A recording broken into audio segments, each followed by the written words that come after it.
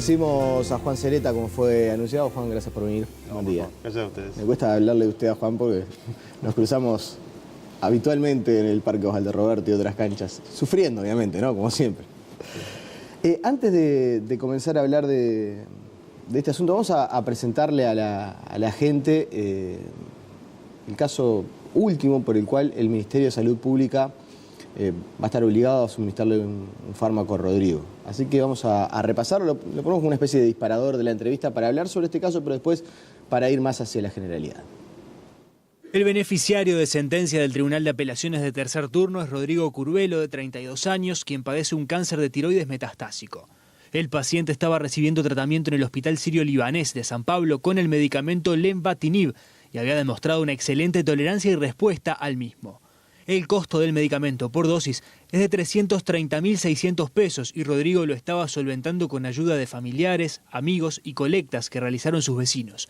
Si bien en primera instancia la justicia había desestimado su reclamo, el Tribunal de Apelaciones entendió que las consecuencias de acortar el tratamiento implican acortar la vida del paciente y consideró que el Ministerio de Salud Pública tiene la obligación constitucional de atender su reclamo.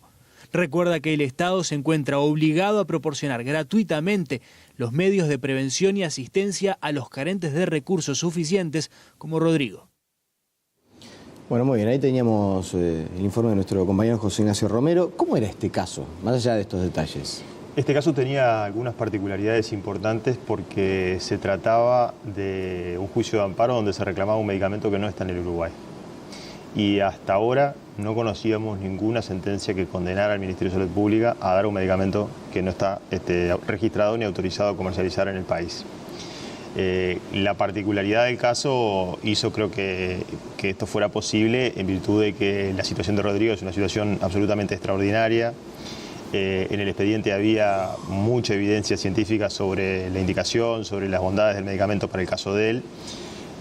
Y se permitía ver que era una situación absolutamente excepcional la de él.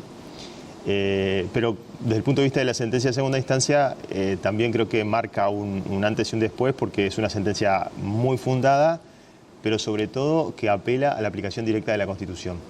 Y eso para nosotros, desde el punto de vista jurídico, también es un elemento a considerar y valorar especialmente. ¿Sienta cierta jurisprudencia? Sí, por lo menos un antecedente ineludible toda vez que un paciente reclame algo que aún no ha sido registrado por el Ministerio de Salud Pública en Uruguay. Claro, o sea, a ver, la gente no tiene por qué saberlo. Hay una lista de medicamentos que están registrados. Tenemos como distintas etapas a la hora de que un medicamento termine siendo incluido en los planes de cobertura. El primer paso es que el medicamento sea registrado. Cuando el medicamento es registrado, es autorizado a comercializar. Eso no significa que esté incluido en ningún plan de cobertura, ni del fondo, ni del ministerio, ni de los prestadores de salud. Significa simplemente que el que tiene dinero para comprarlo puede comprarlo. ¿Se puede vender? Se puede vender. El paso siguiente es la inclusión de ese medicamento en alguno de los planes de cobertura, es decir, que lo cubra el Fondo Nacional de Recursos o que lo cubran los prestadores, es decir, que los usuarios del sistema de salud tengamos la posibilidad de obtenerlo sin tener que efectuar ninguna erogación. Este medicamento, o sea, se vienen haciendo amparos desde hace varios años sobre medicamentos que no están incluidos en los planes. Es decir, que habiendo sido registrados, habiéndose solicitado su inclusión en los planes, no han sido incluidos y se vienen ganando, en general, la inmensa mayoría de los amparos, de los juicios de amparo, por medicamentos que no están en los planes de cobertura. Pero que sí están registrados. Pero que sí están registrados. Es decir, que el ciudadano que tiene dinero va y lo compra y no tiene ningún problema. El que tiene el problema y tiene que recurrir a la justicia es aquel que no tiene dinero para comprarlo y se encuentra con que el sistema de salud no lo cubre. Ese es el escenario habitual. Este caso ofrecía una dificultad mucho mayor porque no es que nos encontrábamos ante un medicamento que sí estaba y que el que tenía dinero lo podía comprar. Este medicamento no estaba en el Uruguay.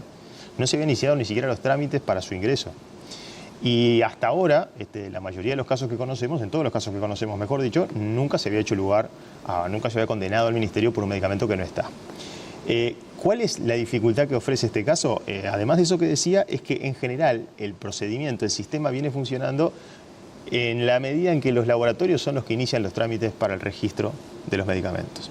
Entonces, pacientes que adolecen de patologías excepcionales, raras, extraordinarias, muchas veces se encuentran con la situación de que los medicamentos que necesitan no están siendo registrados porque los laboratorios no tienen interés en registrar algo que solo se lo van a vender a Rodrigo. Y eso genera una situación bastante maquiavélica para el paciente, porque a pesar de que existe evidencia científica sobre el medicamento en todo el mundo, etcétera, etcétera, como está funcionando el sistema, los laboratorios no están interesados, no se registran. Esto a ustedes desde el punto de vista jurídico no les va a interesar demasiado. Ahora, ¿esto no puede llevar, por ejemplo, a que ya los laboratorios no tengan interés en registrar? No, los laboratorios tienen interés en registrar lo que van a comercializar. O sea, los laboratorios se mueven por un interés comercial. Entonces, todo aquello que sea necesario, que tenga interés comercial, los laboratorios insisten y realizan un trabajo bastante arduo para registrarlo y después para que sea incluido en los planes, En planes el de cobertura. famoso. En el Bademecum famoso, que después decide quién lo cubre, pero entra el sistema de salud, ahí para el laboratorio está asegurado un mercado, en definitiva. Por eso digo, esta situación como la de Rodrigo, de pacientes que necesitan cosas que son excepcionales, hace poco tuvimos otro caso bastante similar al de Rodrigo, pero en ese caso, que también se ganó, pero que en ese caso el laboratorio sí había pedido el registro y el ministerio hacía 3 años que estaba esperando para evaluarlo. Este caso de Rodrigo es absolutamente diferente. El medicamento no estaba y nadie había pedido que fuera siquiera registrado. ¿Y cómo le va a cambiar la vida a Rodrigo? Bueno, a Rodrigo desde que empezó a tomar este medicamento, porque es bueno aclarar que Rodrigo lo ha venido recibiendo, Rodrigo es un muchacho del Tala al que su pueblo lo ha apoyado de manera increíble y fruto de colectas, espectáculos, todo lo que han hecho hasta ahora, ha podido comprarlo trayéndolo o aplicándoselo en el exterior. Y en ese caso ha tenido un efecto espectacular, un retroceso en la enfermedad, y para que tengas una idea, es un muchacho que de pasar a estar en una cama, está trabajando hoy por hoy, una vez que empezó a recibir este medicamento. Entonces, se le acababa todo lo que había podido ahorrar, comprar y recolectar, se le acababa ahora a fines de diciembre. Afortunadamente, con la sentencia no va a interrumpir el tratamiento. Me cuesta imaginar, me imagino que mucha gente está del otro lado, me cuesta imaginar lo que debe sentir una persona que recibe un fallo en el cual, bueno, le terminan dando la razón y sabe que va a empezar a recibir garantizado y no dependiendo de una movilización social, un medicamento que tiene este efecto sobre su salud, ¿no? Sí, debe ser un sentimiento difícil de explicar. Y la muestra de agradecimiento que debe recibir hacia usted y hacia toda la gente del estudio jurídico debe ser esos días que... Sí, como uno se va a acostar con una sonrisa. Son esos días lindos y son esas satisfacciones que nos da el trabajo en la facultad con los estudiantes. Quiero resaltar que este es un trabajo hecho con los estudiantes de facultad del último año. Particularmente quiero mencionar a Alexandra Fernández y Magda Saldivia, que son las 2 estudiantes que llevaron este caso, y a un equipo muy bueno que contamos en facultad, que es el Laboratorio de Casos Complejos, que nos apoya en situaciones o casos que tienen dificultades especiales, a la doctora Analía Linares y a Facundo Briz, que son un apoyo invalorable para nosotros, para los equipos docentes que enfrentamos estos casos.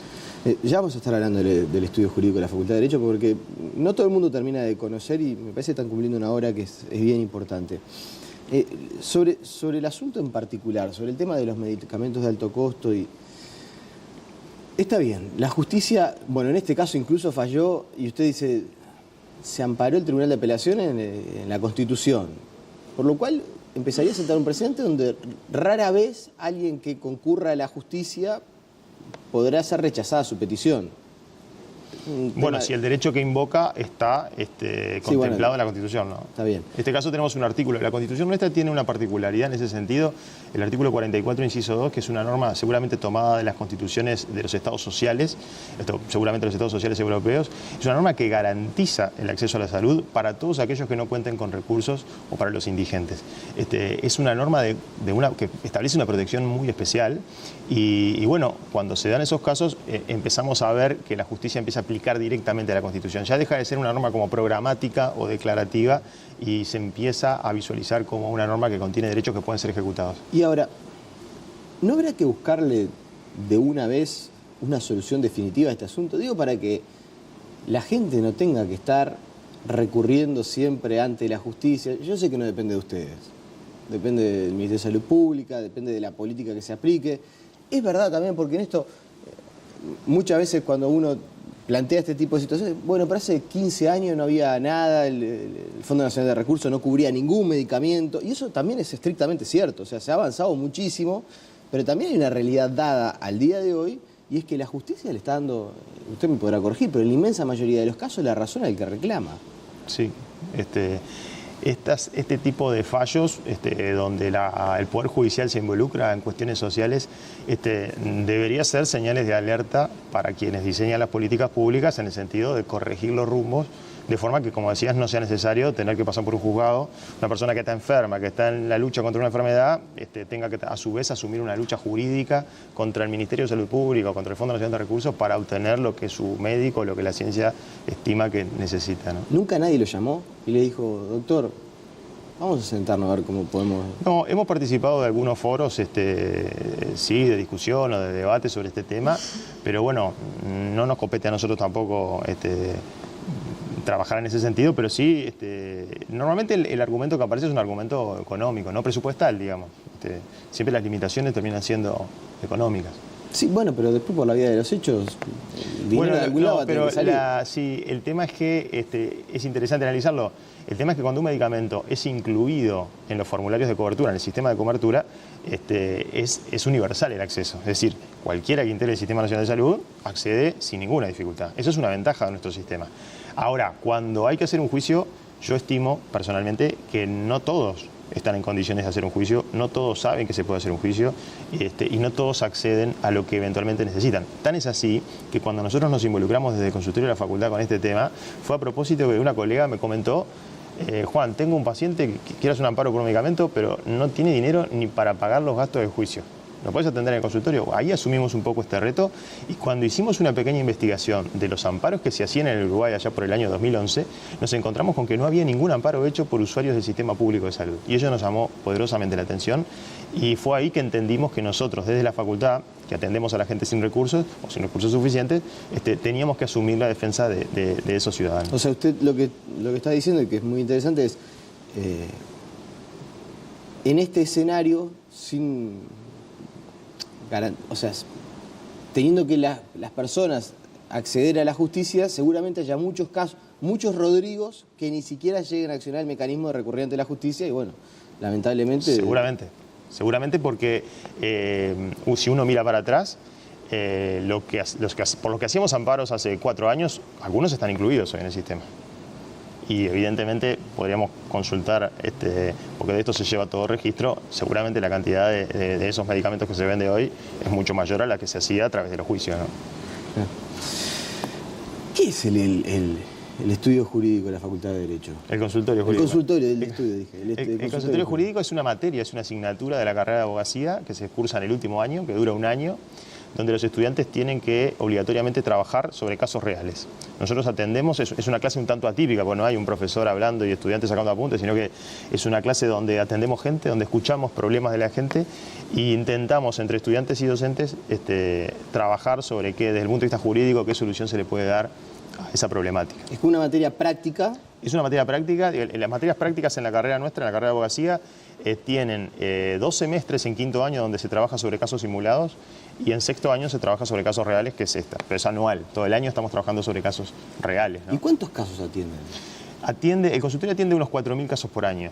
Es mucho. Es bastante. Hay en el edificio central 14 grupos, unos 40 y pico de docentes trabajando en esto y unos 700 estudiantes en Uruguay trabajando en esto todos los años. Claro. Y a ver, usted decía al pasar en una de las respuestas, atendemos a gente sin recursos o a gente con pocos recursos. Yo me imagino mucha gente que esté del otro lado, y no solamente en casos vinculados a medicamentos de alto costo, en cualquier otra situación que deba enfrentar a nivel de la justicia. Decimos, pero yo no tengo recursos para pagar un abogado, para llevar adelante un juicio con todo lo que eso representa. ¿Cómo tiene que hacer? Tiene que dirigirse, por lo menos a nivel central, tiene que dirigirse al edificio de la universidad, 18 de julio 1824, planta baja, consultorio jurídico, y ahí agendarse para ser atendido por alguno de los grupos que trabajan en los diversos temas, que salvo la materia penal, se trabaja en todas las demás materias.